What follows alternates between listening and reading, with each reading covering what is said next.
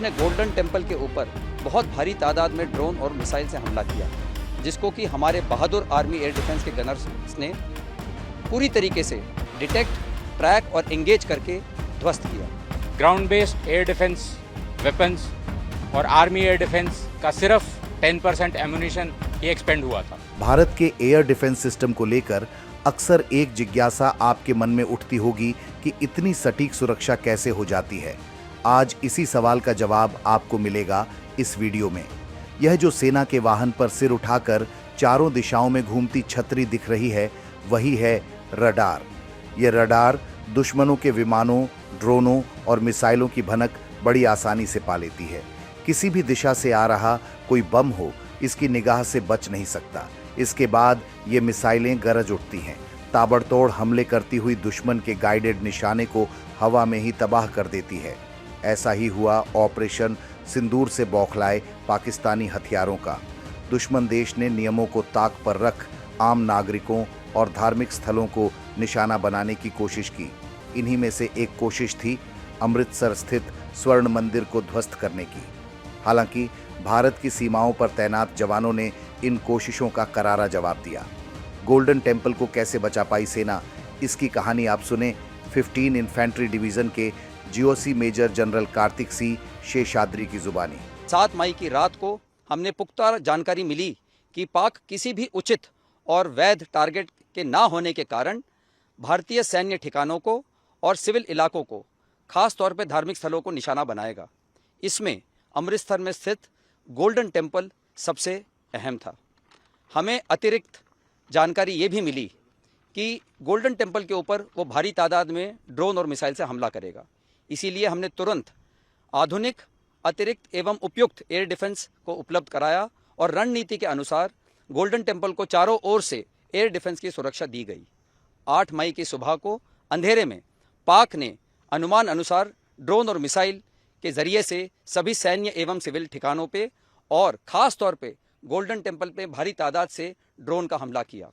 क्योंकि हम इसके लिए तैयार थे, तो भारतीय सेना के आर्मी एयर डिफेंस के सतर्क और सशक्त योद्धाओं ने पाकिस्तान के नापाक इरादों को पूरी तरीके से ध्वस्त करते हुए ड्रोन और मिसाइल हमले को पूरी तरह से विफल कर दिया। सांप्रदायिक और सामाजिक खलल डालने के लक्ष्य से पाकिस्तान आर्मी ने धार्मिक स्थलों को भी निशाना बनाया। जैसे कि हम सब जानते हैं, उसने गोल्डन टेम्पल के ऊपर बहुत भारी तादाद में ड्रोन और मिसाइल से हमला किया, जिसको कि हमारे बहादुर आर्मी एयर डिफेंस के गनर्स ने पूरी तरीके से डिटेक्ट, ट्रैक और एंगेज करके ध्वस्त किया। जाहिर है कि सेना की इसी सतर्कता और वीरता के कारण दुश्मनों के गोले गोल्डन टेम्पल को छू भी नहीं पाए।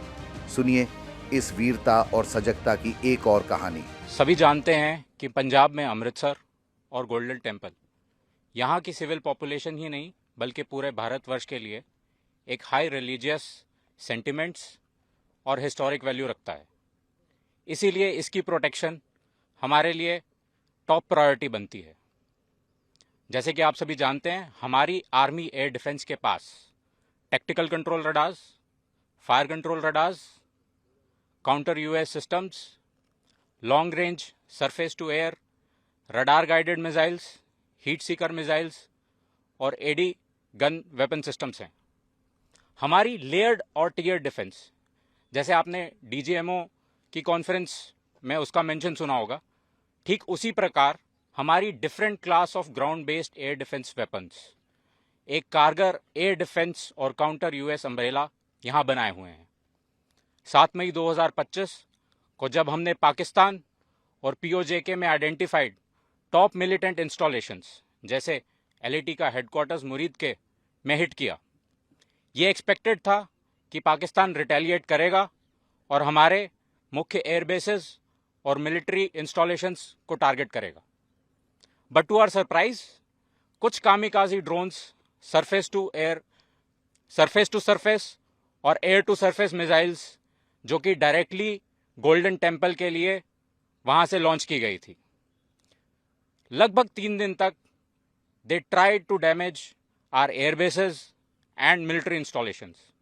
सक्सेस नहीं मिलने पर इन्होंने यही कामिकाजी ड्रोन्स और रॉकेट्स को सिविल एरियाज, गुरुद्वारा साहिब और रिलीजियस एरियाज को भी टारगेट किया। All of the air raid was intercepted and shot down with such precision.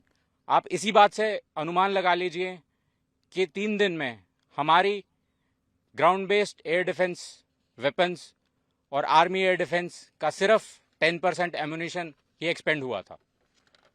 I must tell you this, हमारे जवान्स देवर चार्ज्ड अप. जैसे ही कन्फ्लिक्ट के डेज बढ़ते जा रहे थे, they were full of josh and shooting down drones with more accuracy. यह तो थी हमारे एयर डिफेंस सिस्टम और सेना की सतर्कता की जीत की कहानी. लेकिन हमें यह याद रखना चाहिए कि संघर्ष विराम भले हो गया हो, पर पाक अपने नापाक इरादे छोड़ नहीं सकता. इसके साथ हमें यह भी याद रखना है कि भारत अपने मजबूत इरादे तो कतई नहीं छोड़ सकता. उसकी सेना हमेशा सजग और सतर्क है और जाहिर है भारत का हर कोना सुरक्षित है.